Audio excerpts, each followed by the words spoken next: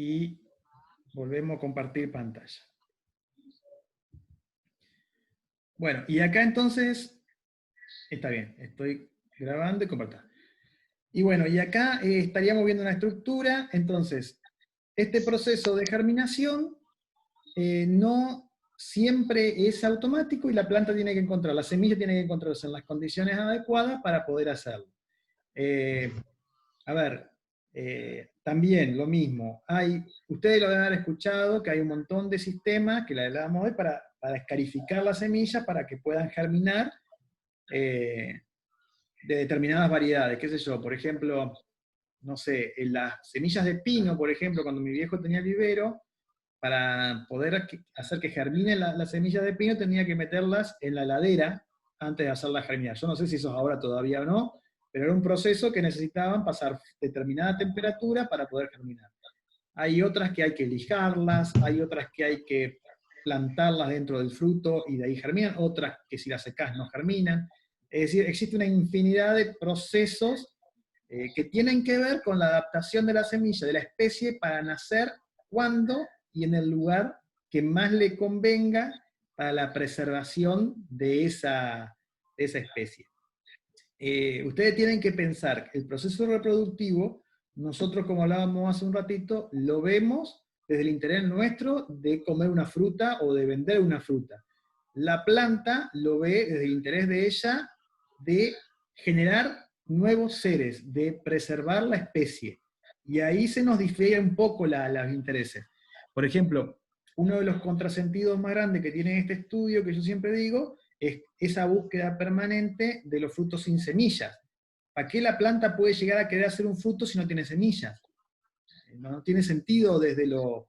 Pero bueno, esa búsqueda, por ejemplo en los citrus, ha sido incansable, y después de años de este proceso que da los citrus, que es el injerto, han permitido tener variedades prácticamente sin semilla, y es desde lo lógico y natural de la planta es una locura. Bueno, continuamos entonces. Bueno, vimos semilla, más o menos entendemos este concepto, igual ya saben que todo esto se lo vamos a pasar con materiales agregados, y llegamos a el fruto. ¿Tá? Bueno, el fruto es, obviamente, un ovario fecundado y maduro. Estuve un rato largo buscando para que se entienda, pero bueno, es clarito, cómo un ovario, una vez que recibe la fecundación, que le llega el polen, sea por, ya le digo, por una polinización, sea cruzada, propia, a través de un vector o lo que sea, pierde todos los órganos, lo que sea la corola, parte del cáliz muchas veces, las anteras, el estilo de estigma, y queda ese ovario hinchado, y a veces solamente queda lo que sería el parte del cáliz o el receptáculo, que sería lo que nosotros conocemos como el pedúnculo de la flor, de la flor. Y el estilo estigma a veces queda, pero recontra atrofiado, porque imagínense esto, la flor de un manzano, es una flor pequeña, chiquitita, qué sé yo, tiene 3, 4 centímetros de diámetro, y pasamos a una manzana que puede tener 10 centímetros o 15, o 20, bueno, 20 no, 15 centímetros, 10 centímetros, póngale 10 centímetros de diámetro. Entonces estamos teniendo un órgano que se expande, que se inflama exageradamente. Y a veces llegamos a ver, por ejemplo, esperen un poquito, dejé de grabar, no, dejé de compartir. Llegamos a ver, por ejemplo, observen la preparación de la clase. El tipo trajo un tomate. Llegamos a ver, en un tomate, acá se puede ver el receptáculo original, porque esto era una flor que estaba de esta forma, era una florcita de tomate, que era una porquería chiquitita así. Ustedes acá ven un ovario de tomate que se transformó en esto, y acá, atrofiado mínimamente, se puede ver el estilo y el estigma. Imagínense la transformación, ni hablar del cambio de color. Y el cambio de color también tiene que ver con esto, con la necesidad de que el fruto cumpla su función de fruto, que no tiene que ver tanto con que nos guste a nosotros porque sea colorado, sino que tiene que ver con la dispersión de la semilla, que tiene que ver con la supervivencia de la especie. Nosotros hemos deformado todo. Mismo caso con una mandarina. Acá ustedes pueden ver el pedúnculo original. Esto originalmente era una florcita. Si ustedes van y ven ahí el puntito, alcanzan a ver el estilo y el estigma original.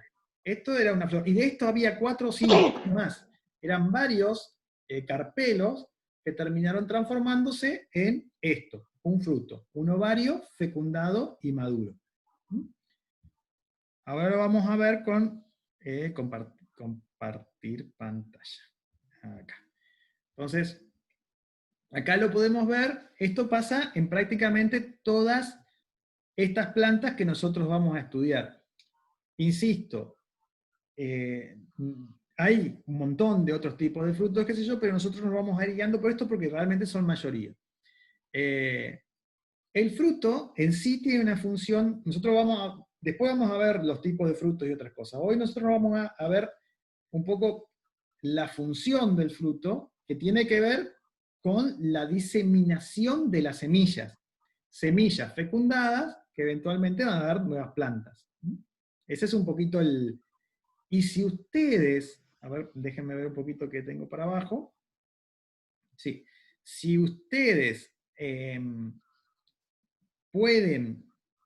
si ustedes cortan un ovario, van a encontrar si ustedes cortan un fruto, van a encontrar el ovario hiperdesarrollado. Y ahora sí. Ahí está. Si, por ejemplo, nosotros hacemos un corte. Ya no tenemos el corte. Ah, está. Ahí va. Si ustedes hacemos un corte de una mandarina, esperen que no quiero chorrear el teclado, ahí está, ustedes pueden ver la conformación de un ovario que se llama en este caso ovario septado. ¿Qué quiere decir septado? Que tiene separaciones. Está dividido y adentro de cada separación tiene óvulos, en este caso, que se transforman en semillas cuando están fecundados. Esta mandarina tenía un solo óvulo a la vista, por lo menos donde la corté, que acá tiene una semilla, porque es una variedad buscada principalmente para que no tenga semillas. Pero acá tienen cómo sería este ovario en miniatura, pero ahora hiperdesarrollado. Si hacemos esto mismo, esta noche como ensalada,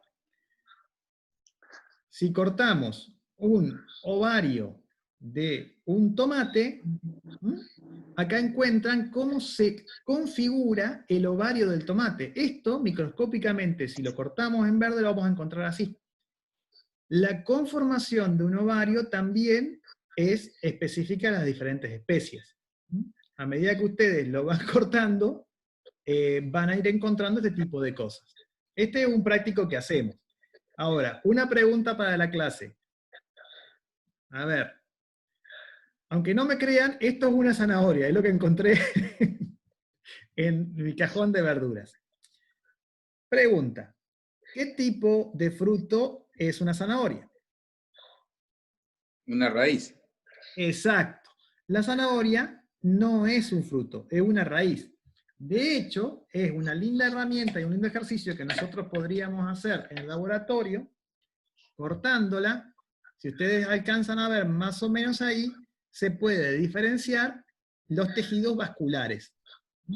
La característica que tiene la raíz, la zanahoria igual que la papa, que es un tubérculo, es que son tejidos de reserva. La planta reserva en estos lugares para épocas de peores etapas nutricionales. Entonces, acá tienen, y pueden ver los tejidos conductivos. Ahí se nota clarito el xilema, el floema y cómo los haces vasculares se van conformando.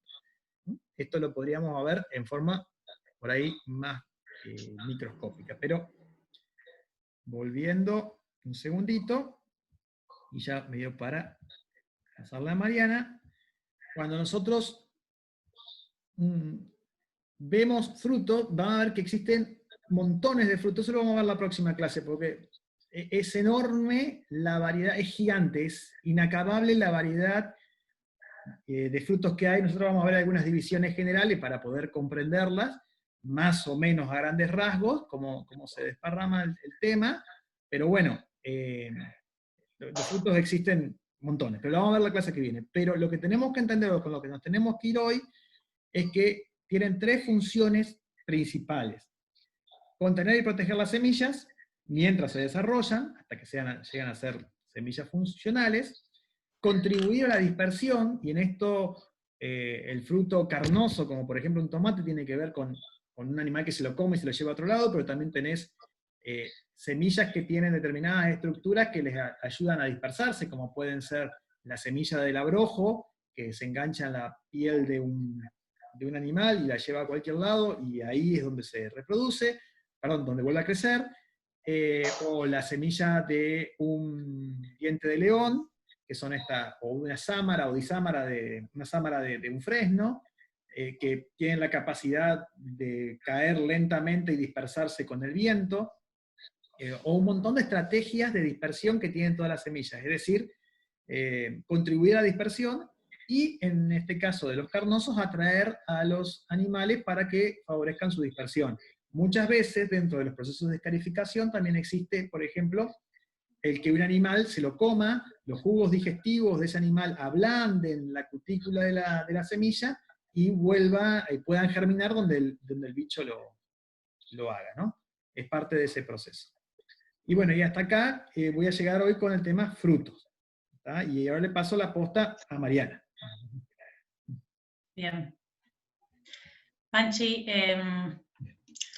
para una idea, tenía la idea de repasar la flor y fruto de vid y de pecan. Me parece que parece ser un poco largo. Pensaba hablar también de la reproducción vegetativa, como digamos, las plantas, o muchas plantas, además de reproducirse por semilla, se pueden reproducir por órganos vegetativos, ¿no? Como es el caso, por ejemplo, de la papa, que muchas veces han visto que la papa es un órgano de reserva, aparte de que está en la raíz. La papa, si la tenemos guardada mucho tiempo en el cajón, empieza a emitir raíces y luego hojas, y es una forma de reproducir una planta. Un diente de un ajo también emite un tallo, brota ese tallo y también brota la raíz, y se está reproduciendo vegetativamente. Tendría que ser, en ese caso, se replica el material genético de la planta madre, ¿sí?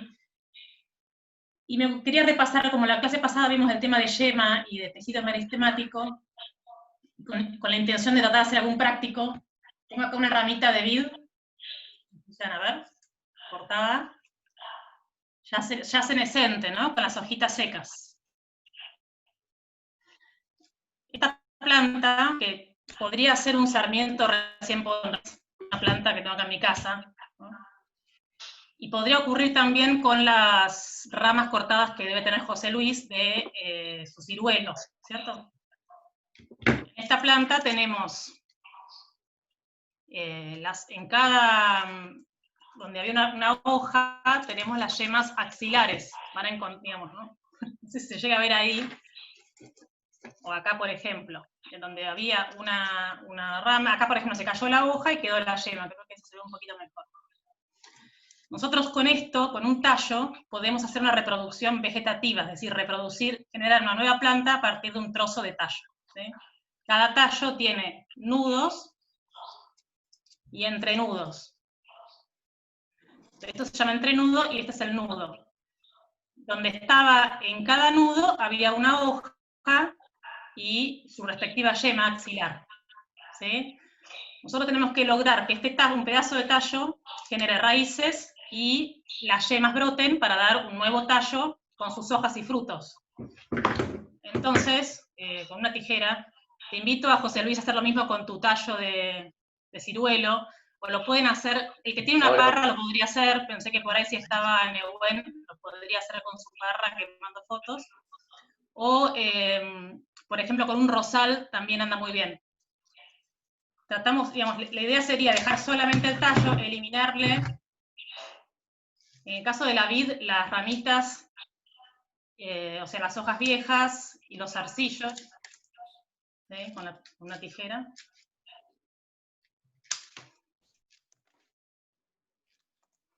Tratamos de quedarnos con un trozo de tallo que tenga unas 5 o 6 yemas, pueden ser unas menos también, pero si tienen más, es más probable que logremos que brote.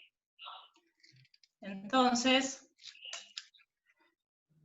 este tallo tiene en su entrenudo, tiene tejido meristemático, tejido capaz de reproducirse y crecer.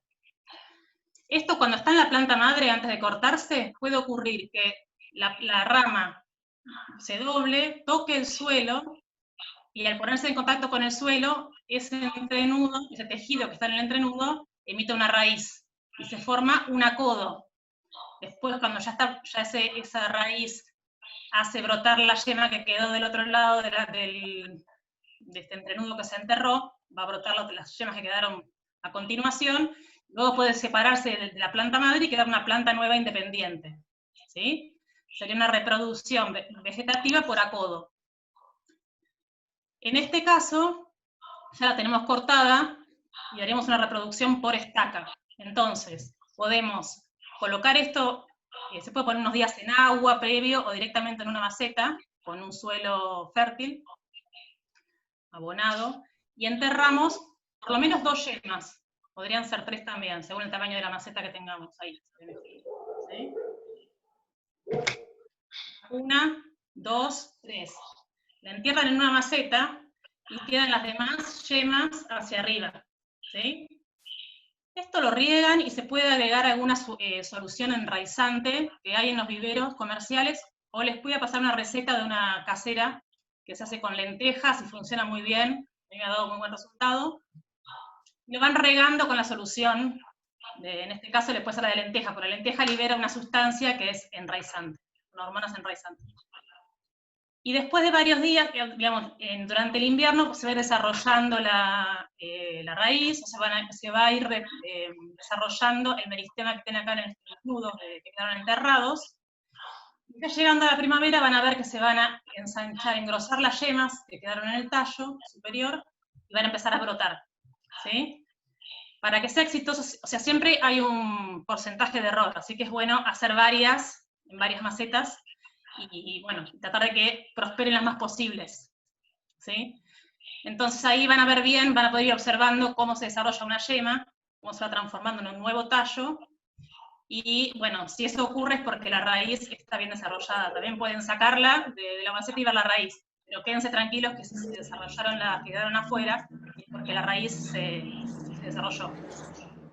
Esto lo podemos hacer con rosal, con la vid, o con el ciruelo, o con otras plantas también. Si tienen otras plantas en su casa y quieren probar, pregúntenme y vemos cómo es la vuelta para poder hacer la experiencia. ¿Sí? Bueno.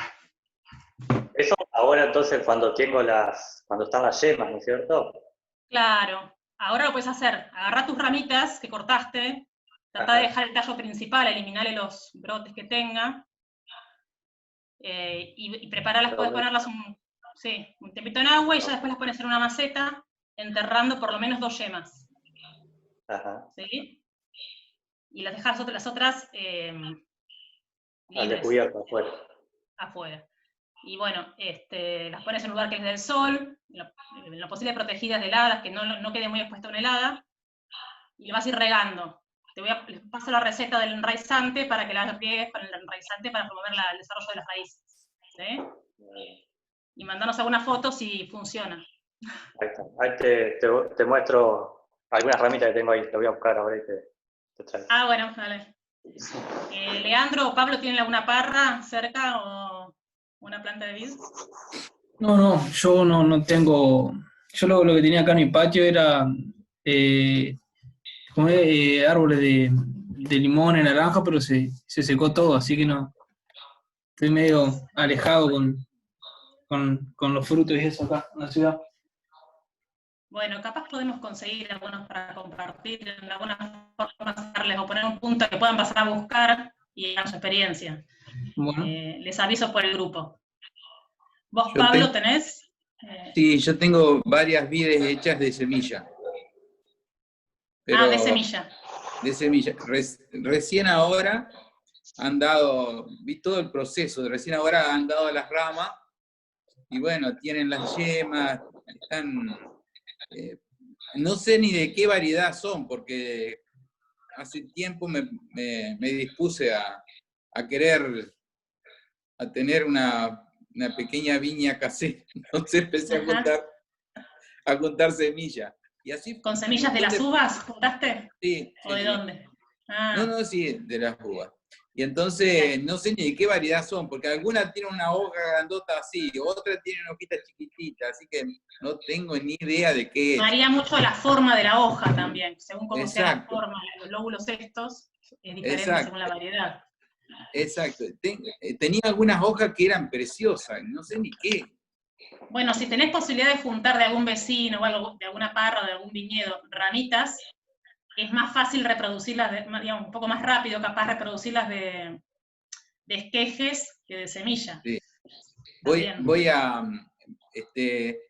ahí cerca de donde yo mandé la foto satelital, hay una zona de viñas. Así que voy a pedir permiso ahora, pero todavía no están podando acá. Creo que la poda la hacen a fin de junio. Puede ser. Y algunos que se manejan por la luna, generalmente la hacen en cuarto menguante, me parece. Puede ser, sí, la poda sí. Para que no les brote la planta enseguida. Entonces la idea es poder ir ahora a fin de mes, que van un poquito antes, que es cuarto menguante, ir a pedir a ver si me permiten. Bueno, tenés que buscar las ramas que son residuo de la poda, ¿no? Porque cuando uno poda, corta las ramas de crecimiento del año, es decir, los sarmientos, que es una rama similar a esta. Esas son las que tienen que usar para hacer el esqueje. ¿Las ramas de qué, perdón, Mariana? Las del crecimiento del año anterior, que son las que podas, seguramente. Si hay una rama muy gruesa, puede ser que haga una poda de renovación y saque un tronco grueso, eso no. Son ramitas de poco diámetro, que son las del crecimiento del año anterior. Sí.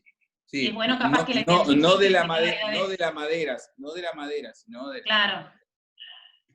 Y bueno, está bueno que le preguntes si sabe qué variedad es y ya tratar de tenerlas identificadas para cuando las reproduzcas sepas de qué variedad son. Sí, gracias, Mariana. No, de nada. ¿Vos, José Luis, mostrabas las ramas? A ver si te alcanza a ver ahí. Ajá.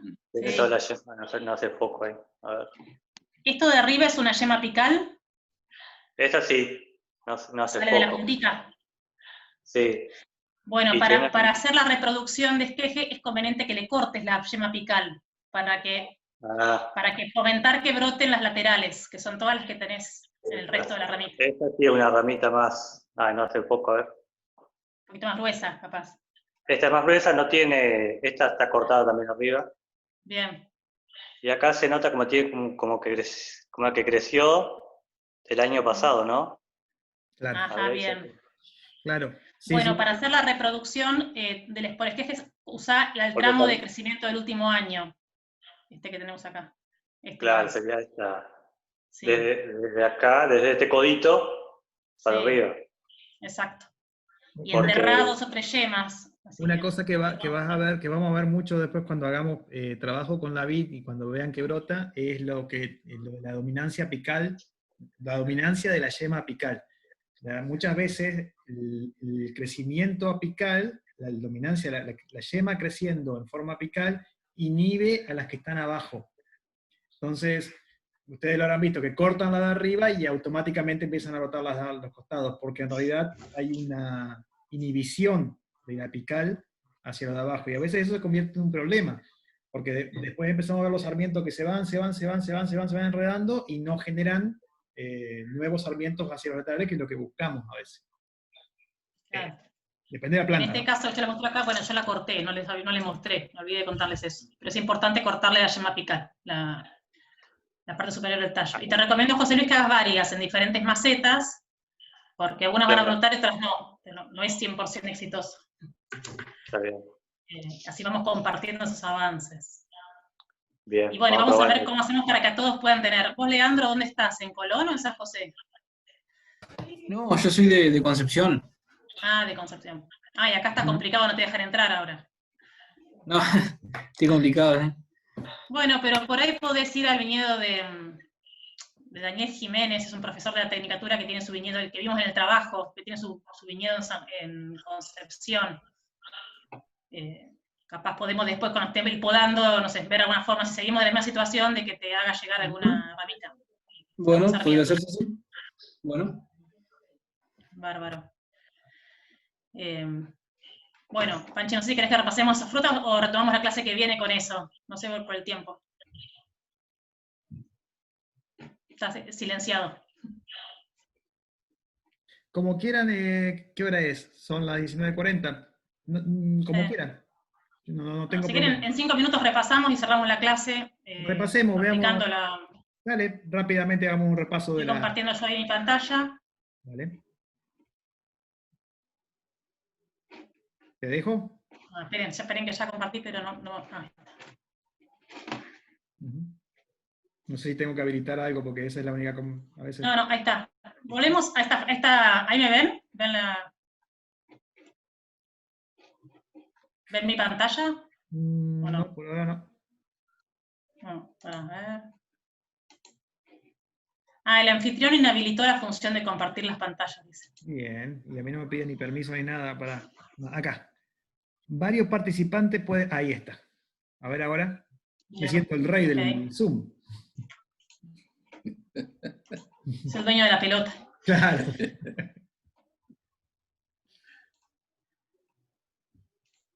Bueno, ahí ven. Claro. Volvemos al caso. ¿Están viendo, no es cierto? Sí, sí. Bien. Volvemos a una de las primeras clases donde veíamos cómo es la flor del pecán.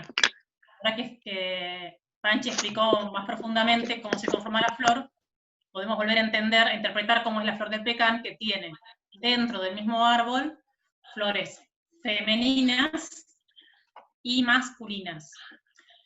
Son inflorescencias, ¿no? Grupos de flores que conforman una inflorescencia. En el caso de la femenina, lo que vemos es el ovario con su estigma que recibe el polen de la flor masculina. Esperen, yo tenía una... Perdón, ¿eh?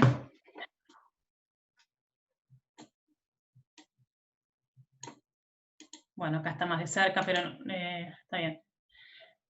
Bueno, recordamos eso, que en el caso en esta especie están las flores femeninas y masculinas separadas dentro de del mismo árbol. Y no son muy atractivas, como ustedes ven, como les explicaba la otra vez también con el tema con la flor de la vid. En este caso, el polen se dispersa por el viento. El viento hace que llegue a la flor femenina, la flor femenina lo reciba y se pueda fecundar. No necesita polinizadores como otros cultivos. Hay cultivos que es conveniente colocar abejas o que haya abejas cerca para que trasladen el polen. En este caso, como no es una flor atractiva, eso nos da la pauta de que no es una flor que vaya a atraer a una abeja. ¿Sí? Generalmente la que atrae a la abeja es perfumada, vistosa. En este caso, es importante que haya circulación del viento y tener en cuenta cómo viene el viento para programar, para potenciar esa fecundación, que llegue la flor, y llegue el polen a la flor femenina. ¿Sí? Y bueno, y como decíamos, el fruto, ya la flor femenina fecundada se transforma en el fruto, y lo que en este caso nos comemos es el interior, que es la semilla. ¿Sí? Este fruto tiene una parte verde que se cae, que es la parte más periférica del fruto, como vemos acá. Eso vamos a ver en la clase que viene, Panchi, el pericarpo, sí, es el que se cae, la parte externa, ¿no? Esta parte interna más solidificada, perdón, esta es la parte externa que se cae, y esta parte sólida que conforma lo que llamamos cáscara, y en el interior la semilla, que es lo que nos comemos. ¿Sí? En el caso de la vid,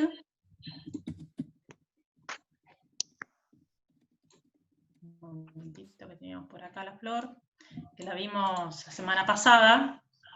También intentamos explicarlo con los mismos órganos que vimos en la otra flor que mostró Panchi, la clásica, pero vemos que se aleja bastante de ese modelo. En este caso, los pétalos están unidos entre sí, pegaditos, son verdes, forman como un casquito que cuando va madurando la flor se separa y se cae, dejando disponibles los estambres, ¿sí? Que son los que contienen el polen dentro de la antera. y dejando disponibles también el estilo. El estilo es muy cortito, el ovario es más grande y el estigma casi está pegado al ovario. ¿Ven? El estilo es el cuellito ese que formaba la vasija, esa que forma el ovario. En este caso es muy cortito, y bueno, tiene el estigma y el ovario.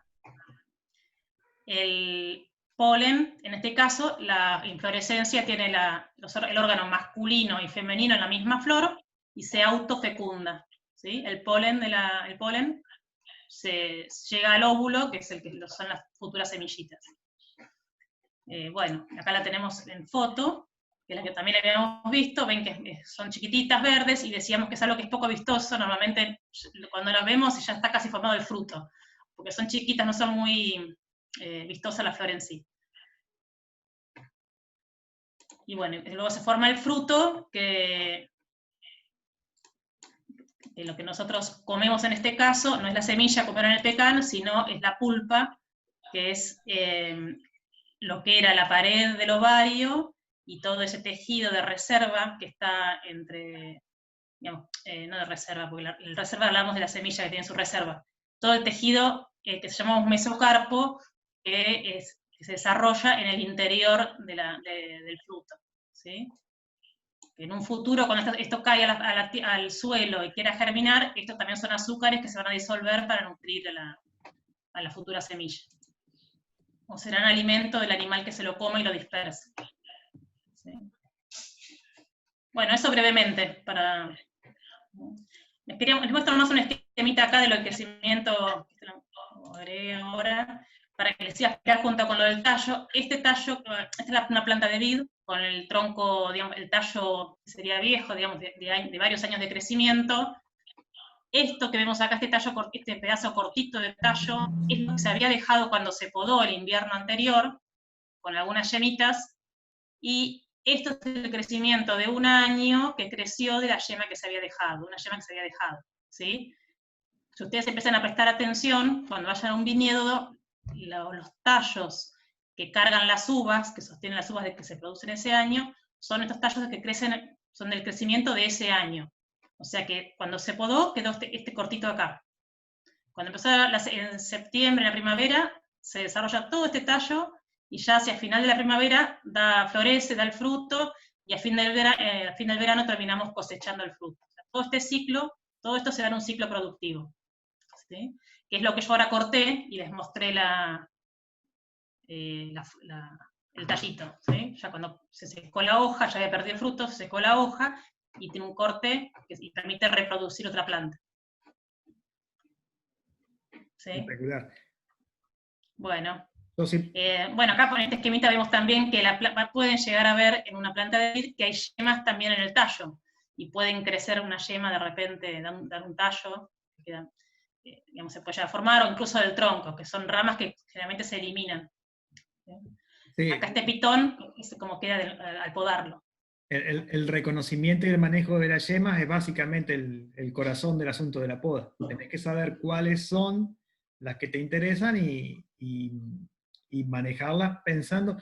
Bueno, ya cuando después veamos poda van a ver que lo que tenemos que pensar nosotros tiene que ver con el pensamiento abstracto de este asunto, es decir, cómo va a ser la planta hacia adelante. Quedan 2 minutos y yo quería mostrar una cosita más, que es esto.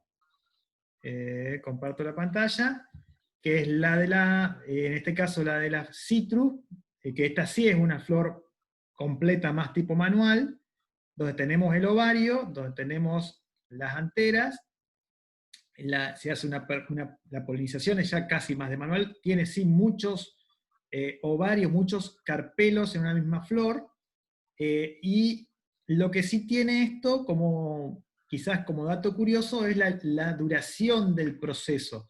Ustedes imagínense que una flor que se poliniza en primavera, en muchos casos, en el mejor de los casos, como por ejemplo las mandarinas, están madurando los frutos en marzo, abril del año siguiente. Y en el caso más largo, como puede ser la naranja de verano, vos tenés frutos que pasan ese verano, pasan todo el año y se cosechan en noviembre del año siguiente. Es decir, la planta mantiene el fruto cerca de entre 6 meses a 1 año y pico. De hecho, incluso tenés muchas veces flor y fruto en la misma planta, como pasa con la naranja de verano o a veces con las naranjas de ombligo. Es un proceso... El limonero también, ¿no? El limonero también. Es un proceso Ajá. muy largo. Llama la atención lo largo que es en comparación de otros frutos, como por ejemplo la manzana, el durazno, la uva, que en 2 meses, 3 meses se resuelve, o antes menos, 1 mes a veces, se resuelve todo el proceso. Bueno, eso es un poco, queda menos de 1 minuto. Creo que estuvo bastante bien. Yo ahora subo las clases a internet, dejar de compartir. Y bueno, y las dudas las dejamos para el WhatsApp porque nos quedamos sin tiempo, si les parece bien. Bárbaro. Bueno, gente, Espectacular. Gracias. Buena semana para todos. sí, un gusto Gracias. verlos. Cuídense. Adiós. Chao. Nos vemos. Chao, chao. Adiós. Chao.